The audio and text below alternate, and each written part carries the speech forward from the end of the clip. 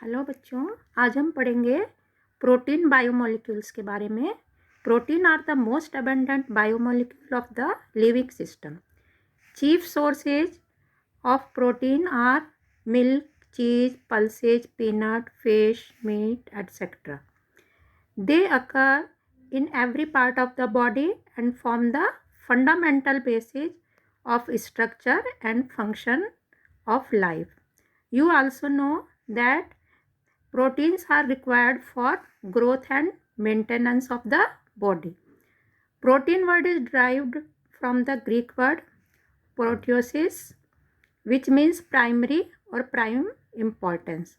All proteins are the polymers of alpha amino acid. जितने भी proteins हैं वो अल्फा एमिनो एसिड्स के पॉलीमर्स हैं।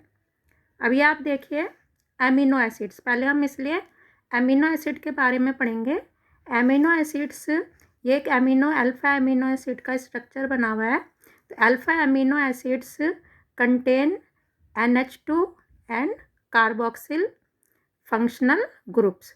Depending upon the relative position of amino group with respect to carboxyl group, the amino acid can be defined as alpha, beta, gamma and delta and so on. Alpha amino acids are obtained on hydrolysis of protein, कि protein का hydrolysis करते हैं तो उससे alpha amino acids बनते हैं। तो आल जितने भी आपके अल्फा एमिनो एसिड्स हैं उनके ट्राइबल नेम है, means which usually reflect the property of that compound or its sources. जैसे एक अमीनो एसिड है, उसका नाम ग्लाइसिन है। Glycine is so named since it is sweet in taste, और in Greek word glykos means sweet. ऐसे एक amino acid है tyrosine. Tyrosine was first obtained from cheese. In Greek, tyros means cheese. तो amino acids are generally represented by 3 letters. अधिकतर क्या करते हैं, इसको अमीनो एसिड्स को 3 लेटर्स से रिप्रेजेंटेड करते हैं और 1 लेटर सिंबल से भी रिप्रेजेंट करते हैं। यहाँ पे एक टेबल बनाई गई है नेचुरल अमीनो एसिड्स की।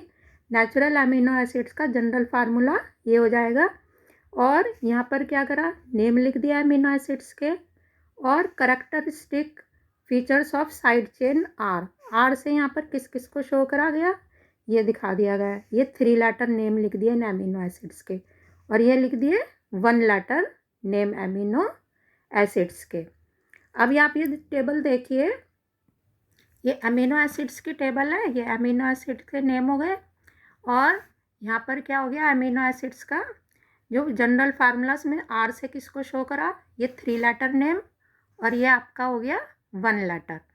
अब जो हमारे टोटल अमीनो एसिड है वो हमारे देखिए 20 अमीनो एसिड्स है, 20 अमीनो एसिड्स टेबल में।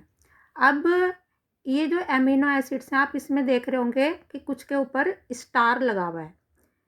जिन अमीनो एसिड के ऊपर स्टार लगा हुआ है वो इसेंशियल अमीनो एसिड्स होते हैं, जिनके ऊपर भी स्टार लगा हुआ है। जैसे आप देख रहे हैं ना, histidine, tryptophan, phenyl alanine, methionine, इनके ऊपर स्टार लग रहा है, तो ये आपके कैसे हैं, इसेंशियल अमीनो एसिड है। आप जब देखेंगे टेबल तो इसमें 10 अमीनो एसिड पे स्टार लगे हुए होंगे और 10 क्या होंगे, बिना स्टार के होंगे। अब ये देखिए अमीनो एसिड्स को एक तो इस तरह से क्लासिफाइड करा गया, acid amino acid, basic amino acid and neutral amino acid.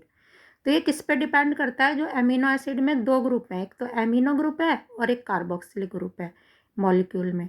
तो अगर एमिनो ग्रुप का और कार्बोक्सिलिक ग्रुप इक्वल नंबर में है तो वो अमीनो एसिड होगा neutral amino acid. If more number of amino group then carboxylic group, it is basic amino acid. If carboxylic group are compared to amino group is more, then it is acidic amino acid. तो amino acid which can be synthesized in the body are known as non-essential amino acid. अब आपके इसमें से 10 amino acids ऐसे हैं जो हमारी body अपने आप ही सिंथेसाइज कर लेती है। तो उनको तो क्या कहते हैं, नॉन इसेंशियल अमीनो एसिड। और बाकी जो 10 अमीनो एसिड्स हैं उनको हमारी बॉडी अपने आप से सिंथेसाइज नहीं करती, हमें उसको डाइट के थ्रू लेना पड़ता है, और इसलिए हम इसको बोलते हैं इसेंशियल एमिनो एसिड्स। तो जिन एमिनो एसिड्स के ऊपर भी स्टार लगा हुआ है वो हमारी बॉडी के लिए कैसे हैं, इसेंशियल एमिनो एसिड, क्योंकि बाकी अमीनो एसिड्स को तो हमारी बॉडी क्या कर लेगी, सिंथेसाइज कर लेगी।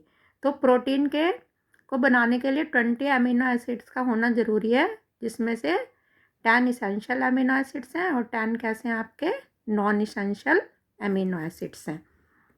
जो आपके अमीनो एसिड्स हैं वो यूजुअली कैसे होते हैं, कलरलेस क्रिस्टलाइन सॉलिड है।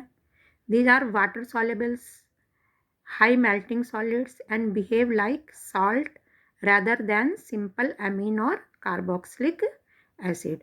तो एक साल्ट की तरह बिहेव करते हैं, और सॉल्ट की तरह क्यों बिहेव करते हैं, due to the presence of both acid group and basic group. Acid group is carboxylic group and basic group is amino group in the same molecule. But in aqueous solution, carboxyl group can lose a proton and amino group can accept a proton. अब अगर जो solution में है तो carboxyl group तो क्या करता है, एक प्रोटॉन को लूज करता है, और एमिनो ग्रुप क्या करता है, एक प्रोटॉन को एक्सेप्ट करता है। तो इससे एक डाइपोलर आयन बन जाता है, और जिसको क्या बोलते हैं, ज्यूटर आयन। यह अपने अपने से पहले लेसन एमीन्स वाले लेसन में भी पढ़ा है। But zwitter ion is neutral but it contain both positive and negative charge. In zwitter ionic form amino acid show amphoteric behaviour as they react both acid and base. तो zwitter ion के form में amino acid amphoteric behaviour show करते हैं, और amphoteric का means आपको होता है which react with both acid and base. अब एक्सेप्ट ग्लाइसिन, अभी आपने अमीनो एसिड की टेबल देखी थी, उसमें ग्लाइसिन था। तो except glycine all other naturally occurring alpha amino acids are optically active. बाकी सारे क्या है, ऑप्टिकली एक्टिव है, किसको छोड़कर, ग्लाइसिन को छोड़कर। Since alpha carbon atom is asymmetric, क्योंकि जो अमीनो एसिड का आपने जनरल स्ट्रक्चर पढ़ा था तो उसमें अल्फा कार्बन कैसा है, एसिमेट्रिक है। This exist both in D and L form. Most naturally occurring amino acids have L configuration. L amino acids are representing by writing the NH2 group on left hand side. अब आपको पढ़ना है structure of protein, protein का structure पढ़ना है अब आपको। तो अब आप देखिए कि प्रोटीन जो होते हैं, protein are the polymers of alpha amino acids. और क्योंकि पॉलीमर्स हैं तो बहुत सारे अमीनो एसिड्स क्या हैं, अटैच हो रहे हैं। तो ये एक दूसरे से किससे अटैच होते हैं, एक बॉन्ड से अटैच होते हैं, जिसको बोलते हैं पेप्टाइड बॉन्ड या पेप्टाइड लिंकेज। तो उस बॉन्ड को क्या कहेंगे, या तो पेप्टाइड बॉन्ड कहेंगे या पेप्टाइड लिंकेज कहेंगे। अब ये देखिए आप, chemically peptide linkage is an amide formed between COH group and NH2 group. अब आप इस स्ट्रक्चर में देखिए, एक अमीनो एसिड ये है, एक अमीनो एसिड ये है, ये दोनों ऐड होकर एक पॉलीमर बना रहे हैं, और इनके बीच में क्या बन रहा है, एक पेप्टाइड लिंकेज या पेप्टाइड बॉन्ड बन रहा है। अभी देखिए इसमें यहाँ से एक H2O का मॉलिक्यूल तो आपका निकल जाएगा, और C और NH के बीच में एक बॉन्ड बन जाएगा, जिसको बोलते हैं पेप्टाइड बॉन्ड, और वाटर का मॉलिक्यूल एक रिलीज हो जाएगा। इसको पेप्टाइड बॉन्ड या पेप्टाइड लिंकेज कहते हैं। ये ग्लाइसिल एलेनिन का स्ट्रक्चर है। तो इस रिएक्शन से the product of reaction is called a dipeptide. तो इससे जो बन रहा है इसको बोलते हैं डाइपेप्टाइड, क्योंकि इसमें क्या हो रहा है कि when carboxylic group of glycyl combined with amino group of alanine we get a dipeptide glycyl alanine. अब देखिए, if third amino acid combined, अगर एक और एमिनो एसिड कंबाइंड हो गया तो उसको डाइपेप्टाइड से, तो जो प्रोडक्ट होगा वो क्या हो जाएगा, ट्राईपेप्टाइड। अगर ट्राईपेप्टाइड से, if tripeptide contain 3 amino acid linked by 2 peptide linkage, और उसमें लिंकेज कितने होंगे, 2 peptide. Similarly when 4, 5, 6 amino acid are link they are called tetrapeptide, pentapeptide, hexapeptide. जितने एमिनो एसिड होंगे उसी नेम से उसको पेप्टाइड के नेम से बोल देंगे। अगर amino acid when the number of amino acid is more than 10 then product is called polypeptide. So polypeptide with more than 100 amino acid residues having molecular mass higher than 10,000 unit is called protein. लेकिन the distinction between a polypeptide and protein is not sharp. तो polypeptide with fewer amino acid are likely to be called proteins. तो polypeptide कुछ fewer amino acids वालों को भी protein कहते हैं। जैसे आपका इंसुलिन है, इंसुलिन में कितने अमीनो एसिड्स होते हैं, 51 अमीनो एसिड्स इंसुलिन में। अब प्रोटीन का क्लासिफिकेशन है, देखिए protein can be classified on the basis of their molecular shape. सबसे पहले है फाइब्रस प्रोटीन। तो when polypeptides chain run parallel and held together by hydrogen and disulfide bond। अगर जो आपकी पॉलीपेप्टाइड चेन है वो एक दूसरे के पैरेलल हैं ऐसे, और एक दूसरे से किससे हेल्ड हो रही हैं, हाइड्रोजन बॉन्ड से या डाइसल्फाइड बॉन्ड से, तो एक कैसा स्ट्रक्चर बन जाता है, फाइबर लाइक स्ट्रक्चर बन जाता, फॉर्म्ड होता है। और such proteins are generally insoluble in water. Some common example are keratin. Keratin is present in hairs, wool, silk and myosin. Myosin आपको पता है, myosin is present in muscles. अब देखिए globular protein structure results when the chain of polypeptide coil around to a spherical shape. These are usually soluble in water. Insulin, albumin are the common example of globular protein. तो आपका जो structure and shape of protein can be studied at 4 different level, primary, secondary, tertiary and quaternary. तो सबसे पहले हमारा इसमें से primary structure protein का, इसमें क्या होता है कि प्रोटीन में हैव 1 और मोर पॉलीपेप्टाइड चेन। प्राइमरी एक स्ट्रक्चर है तो इसके में क्या होगा, प्रोटीन में 1 और मोर पॉलीपेप्टाइड्स चेंज होंगी, और each polypeptide chain linked with each other.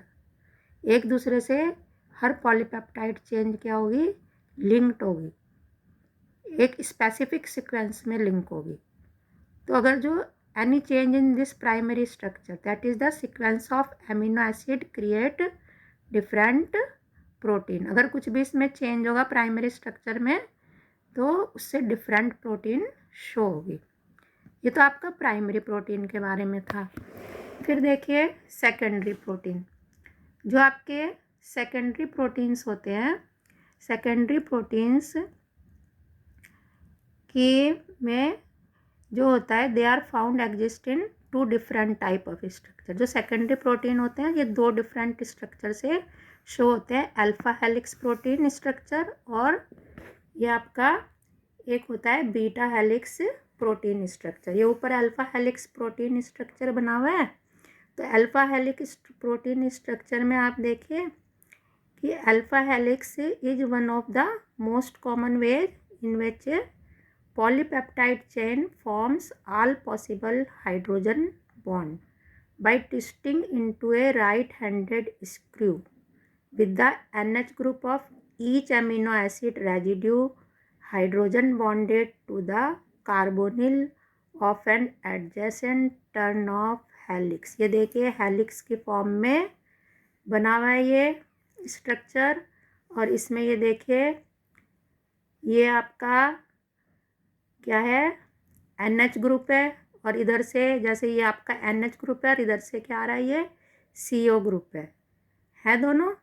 तो इसमें क्या हो रहा है, रेगुलर फोल्डिंग होते हुए भी, है ना, फोल्डिंग हो रही है ये रेगुलर इसमें होते हुए भी, इसमें जो पास पास के NH और CO ग्रुप है उसमें क्या बन रहा है, उनके बीच में एक हाइड्रोजन बॉन्ड बन रहा है अल्फा हेलिक्स स्ट्रक्चर में। फिर आपका क्या है इसमें, बीटा हेलिक्स स्ट्रक्चर। इसमें क्या होता है बीटा स्ट्रक्चर में कि जो आपकी पेप्टाइड है, जितने भी पेप्टाइड चेन्स है, beta structure all peptide chains are stressed. वो क्या हो गई, स्ट्रेस्ड हो गई, देखो स्ट्रेस्ड हो गई नियरली मैक्सिमम एक्सटेंशन तक and laid side by side. और क्या हो रही हैं, साइड बाय साइड लेड हो रही हैं और एक दूसरे से हेल्ड हो रही हैं। कौन से बॉन्ड से, इंटरमॉलिक्यूलर हाइड्रोजन बॉन्ड से हेल्ड हो रही हैं। तो this structure resemble the pleated fold of drapery and therefore known as beta pleated sheet. Sheet की तरह स्ट्रक्चर बन जाता है, प्लेटेड फोल्ड्स बनते हैं, तो इसलिए इस स्ट्रक्चर को बीटा प्लेटेड शीट स्ट्रक्चर भी बोलते हैं। अभी आगे और डायग्राम आएगा, उससे आपको अच्छे से शो हो जाएगा। फिर क्वार्टरनरी स्ट्रक्चर ऑफ प्रोटीन। तो some of the protein are composed of 2 or more polypeptide chains referred to as subunits.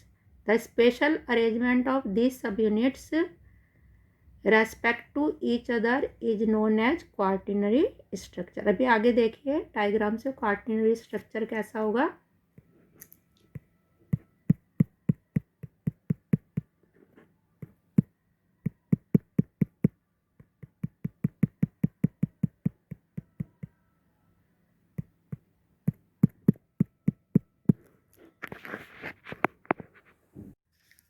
अब ये देखिए जो आपने पहले पढ़े primary structure, secondary structure, tertiary structure and quaternary structure, तो उनकी एक डायग्रामेटिक रिप्रेजेंटेशन दिया है यहाँ पर इन दीज 4 स्ट्रक्चर की।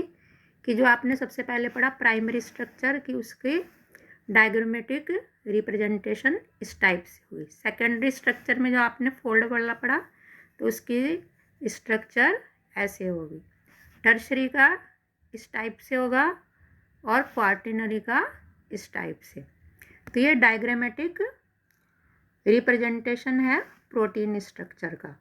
अब यहाँ पे देखिए जो आप क्वार्टरनरी में पढ़ रहे थे सबसे लास्ट में, इसमें 2 सब यूनिट्स ऑफ 2 टाइप्स, इसमें 2 सब यूनिट्स बनी हुई हैं क्वार्टरनरी स्ट्रक्चर में और 2 टाइप्स की बनी हुई हैं, सबसे लास्ट में हमने पढ़ा था। इसमें अब एक और डायग्राम है आपका हीमोग्लोबिन का। ये देखिए हीमोग्लोबिन का प्राइमरी स्ट्रक्चर दिया हुआ है यहाँ पे, ये सेकेंडरी, ये टर्शरी और ये क्वार्टरनरी। अब इसमें देखो इस क्वार्टरनरी में अलग से पता चल रहा है कि 2 सब यूनिट्स है, इसमें 2 सब यूनिट्स है, पता चल रहा है इसमें अच्छे से। अब ये देखिए एक छोटा सा टॉपिक और रह गया इसमें, denaturation of proteins. Proteins found in biological system with a unique 3-dimensional structure and biological activity is called native protein. When protein is in its native form is subjected to physical change, अगर उसमें कोई physical change हो जाए like change in temperature या कोई chemical change हो जाए like change in pH, the hydrogen bond are disturbed। आपने देखा तो उसमें हाइड्रोजन बॉन्ड बने हुए थे, तो वो हाइड्रोजन बॉन्ड डिस्टर्ब हो जाएंगे और due to this globules unfold and helix get uncoiled. तो उससे क्या होगा, वो अनकॉइल्ड हो जाएगा और प्रोटीन जो होगा अपनी बायोलॉजिकल एक्टिविटी को लूज कर देगा। This is called denaturation of. During denaturation secondary structure, tertiary structure are destroyed but primary structure remain intact. तो कोगुलेशन एग्जाम्पल हो गया इसका, कोगुलेशन ऑफ एग, एग्जाम्पल हो गया इसका coagulation of egg white on boiling, a common example of denaturation. And another example is curdling of milk which is caused due to formation of lactic acid by the bacteria present in the milk. तो ये आपका हो गया denaturation of protein. ये आपका हो गया किसके बारे में? प्रोटीन के बारे में। Okay, thank you.